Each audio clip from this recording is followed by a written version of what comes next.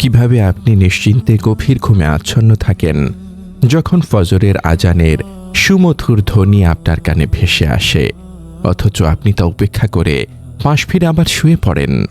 আপনার এই আরামের ঘুম, এই নরম বিছানা এবং ভোরের স্নিগ্ধ বাতাস আপনাকে এতটাই মোহাবিষ্ট করে রাখে যে মহান রবের আহ্বানও আপনার ঘুমকে ভাঙাতে পারে না। অথচ আপনি জানেন না এই ঘুমই হতে পারে আপনার জীবনের শেষ ঘুম, এবং যেই চোখের পাতা আপনি আরাম করে বন্ধ করছেন তা হয়তো আর কখনোই দুনিয়ার আলো দেখার জন্য খুলবে না।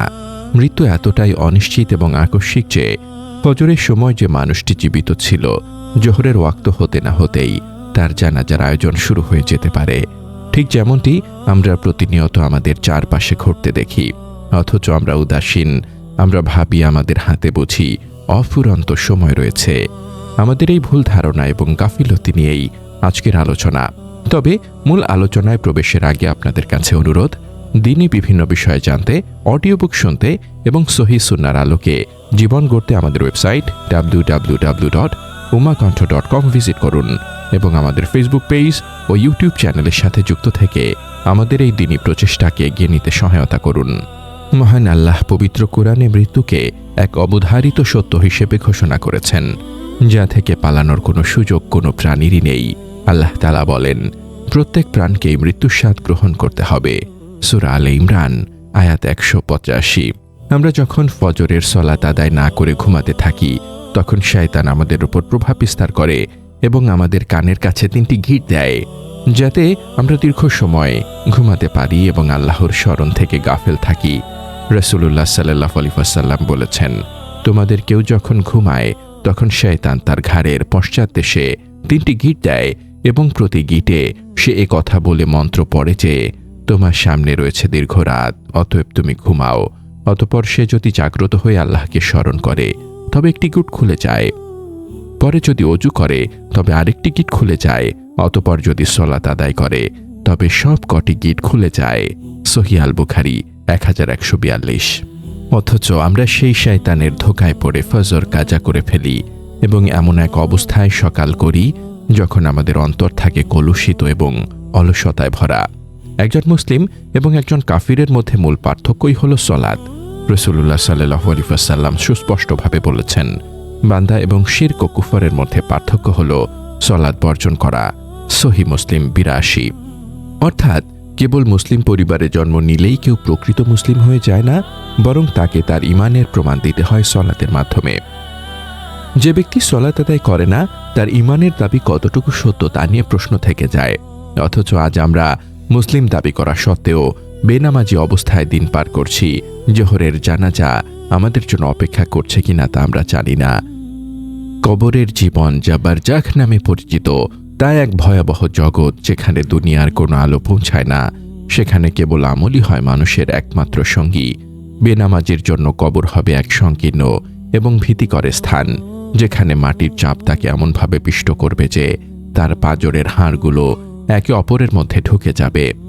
রাসূলুল্লাহ সাল্লাল্লাহু আলাইহি ওয়াসাল্লাম বলেছেন, মৃত ব্যক্তিকে যখন কবরে রাখা হয় তখন মাটি তাকে এমনভাবে চাপ দেয় যে তার পাঁজরের হাড়গুলো একটার ভিতর আরেকটা ঢুকে যায়।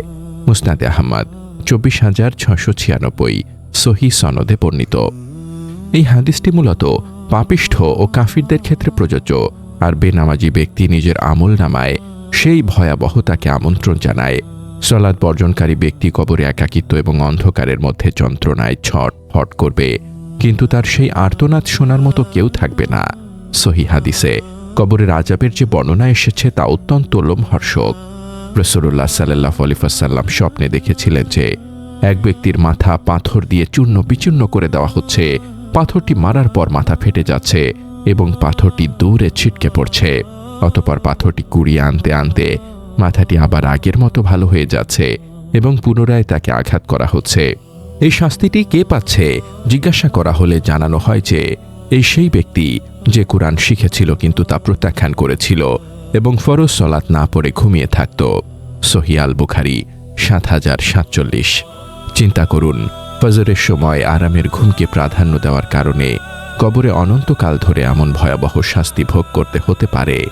সালাত কেবল একটি ইবাদত নয়, এটি মহান আল্লাহর সাথে বান্দার সম্পর্কের সেতুবন্ধন। কিয়ামতের দিন সর্বপ্রথম বান্দার কাছে সলাতের হিসাব চাওয়া হবে।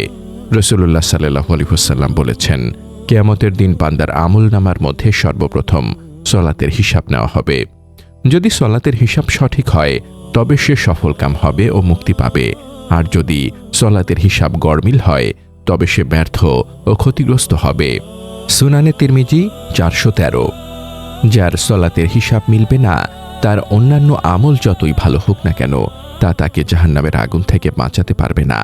বেনামাজি ব্যক্তি কিয়ামতের ময়দানে নবীগণের শাফায়াত থেকেও বঞ্চিত হওয়ার ঝুঁকিতে থাকবে, কারণ শাফায়াত কেবল তাদের জন্য যারা আল্লাহর প্রতি বিশ্বাসী ছিল এবং যাদের অন্তরে ঈমানের আলো ছিল, আর সালাতহীনতা সেই আলোকে নিভিয়ে দেয়। আল্লাহ তাআলা পবিত্র কোরআনে জাহান্নামীদের কথোপকথন তুলে ধরেছেন, যেখানে জান্নাতীরা জাহান্নামীদের জিজ্ঞাসা করবে, কোন জিনিস তোমাদেরকে সাকার নামক জাহান্নামে নিক্ষেপ করেছে? তারা বলবে, আমরা সলাত আদায়কারীদের অন্তর্ভুক্ত ছিলাম না। সূরা আল মুদ্দাসসির আয়াত 42 থেকে 43। এই আয়াতটি স্পষ্ট প্রমাণ করে যে সলাত ত্যাগ করা মানুষকে সরাসরি জাহান্নামের দিকে নিয়ে যায়। বেনামাজির জন্য কবরে সাপ বা বিষাক্ত প্রাণীর আক্রমণের বিষয়ে বিভিন্ন বর্ণনা পাওয়া যায়, যার মূল কথা হল কবরের বিষাক্ত পরিবেশ এবং পাপের কারণে সৃষ্ট ভয়াবহ আকৃতিগুলো তাকে দংশন করতে থাকবে। যদিও নির্দিষ্ট কোনো সাপের নাম নিয়ে মতভেদ থাকতে পারে, কিন্তু কবরের আযাব সত্য এবং পাপিষ্ঠদের জন্য তা বিষাক্ত ও যন্ত্রণাদায়ক হবে, এতে কোনো সন্দেহ নেই। রাসূলুল্লাহ সাল্লাল্লাহু আলাইহি ওয়াসাল্লাম কবর থেকে আশ্রয় চাওয়ার জন্য সর্বদা দোয়া করতেন এবং উম্মতকে সতর্ক করতেন। দুনিয়ার জীবনে আমরা সামান্য মশা বা পিঁপড়ার কামড় সহ্য করতে পারি না, অথচ কবরের সেই ভয়াল অন্ধকারে বিচিত্র ও বিষাক্ত সব শাস্তির মুখোমুখি হতে হবে শুধুমাত্র সলাত ত্যাগ করার কারণে। আমাদের মনে রাখা উচিত, মৃত্যু যে কোনো মুহূর্তে আমাদের দরজায় কড়া নাড়তে পারে। আজ আমরা যে বিছানায় ঘুমাচ্ছি, আগামীকাল সেই বিছানাই হয়তো খালি পড়ে থাকবে এবং আমাদের স্থান হবে মাটির নিচে অন্ধকার কবরে। তখন আফসোস করে কোনো লাভ হবে না, তখন ফিরে এসে এক ওয়াক্ত সলাত আদায় করার কোনো সুযোগ দেওয়া হবে না। আল্লাহ তাআলা বলেন, আমি তাদেরকে যে রিজিক দিয়েছি তা থেকে মৃত্যু আসার আগেই ব্যয় করো, নতুবা মৃত্যু এলে সে বলবে, হে আমার রব, আমাকে কেন সামান্য কিছুকালের জন্য অবকাশ দিলে না? তাহলে আমি সাদাকা করতাম এবং সৎকর্মশীলদের অন্তর্ভুক্ত হতাম। সূরা আল মুনাফিকুন আয়াত 10। কিন্তু আল্লাহ নির্ধারিত সময় শেষ হয়ে গেলে কাউকেই আর সময় দেন না। ফজর কাজা করা মানে হলো দিনের শুরুটাই আল্লাহর অবাধ্যতা দিয়ে শুরু হলো, যার ফলে সারাদিন বরকতহীনতা এবং অস্থিরতা বিরাজ করে। অন্যদিকে যে ব্যক্তি ফজরের সলাত জামাতের সাথে আদায় করে, সে আল্লাহর জিম্মায় বা নিরাপত্তার চাদরে প্রবেশ করে। রাসূলুল্লাহ সাল্লাল্লাহু আলাইহি ওয়াসাল্লাম বলেছেন, যে ব্যক্তি ফজরের সলাত আদায় করল, সে আল্লাহর জিম্মায় বা রক্ষণাবেক্ষণে চলে গেল। সহিহ মুসলিম 657। সুতরাং একজন মুমিন কিভাবে আল্লাহর জিম্মা থেকে নিজেকে বের করে নিয়ে অরক্ষিত অবস্থায় ঘুমাতে পারে? আমাদের উচিত মৃত্যুর কথা বেশি বেশি স্মরণ করা, কারণ মৃত্যুকে স্মরণ করলে সলাতে মনোযোগ বাড়ে এবং অলসতা দূর হয়। কবরের সেই একাকী জীবনের কথা ভাবুন, যেখানে আপনার পাশে কোনো বন্ধু থাকবে না, পরিবার থাকবে না, কেবল আপনার সাজদাগুলো আপনার পাশে থাকবে, আপনার তিলাওয়াত আপনার পক্ষে সাক্ষ্য দেবে। সেই দিন বেনামাজির হাহাকার আকাশ বাতাস ভারী করে তুলবে, কিন্তু শোনার কেউ থাকবে না। দুনিয়ার এই ক্ষণস্থায়ী আরামের বিনিময়ে আমরা যেন পরকালের অনন্ত অসীম শান্তির জীবনকে বিসর্জন না দেই। আসুন আমরা আজই প্রতিজ্ঞা করি যে আর কখনো সালাত কাজা করব না, বিশেষ করে ফজরের সালাত। শয়তানের ওয়াসওয়াসা এবং ঘুমের মোহ ত্যাগ করে আমরা রবের ডাকে সাড়া দেব। আমাদের প্রতিটি সকাল শুরু হোক আল্লাহর স্মরণে, আমাদের প্রতিটি দিন অতিবাহিত হোক সলাতের পাবন্দির মাধ্যমে, এবং আমাদের মৃত্যু হোক সেজদারত অবস্থায় বা ঈমানের সাথে। কারণ সালাতবিহীন জীবন হলো মৃতদেহের মতো, যার কোনো মূল্য আল্লাহর কাছে নেই। আল্লাহ আমাদের সবাইকে সঠিক বুঝ দান করুন এবং সালাত কায়েমকারী হিসেবে কবুল করুন। হে আল্লাহ, আপনি আমাদের অলসতা দূর করে দিন এবং আমাদের ও আমাদের পরিবারকে 5 ওয়াক্ত সালাত সঠিক সময়ে আদায় করার তৌফিক দান করুন। আমিন। ইসলামিক অডিও বুক শুনতে এবং নির্ভরযোগ্য দ্বীনি তথ্য পেতে ভিজিট করুন আমাদের ওয়েবসাইট www.umakonth.com।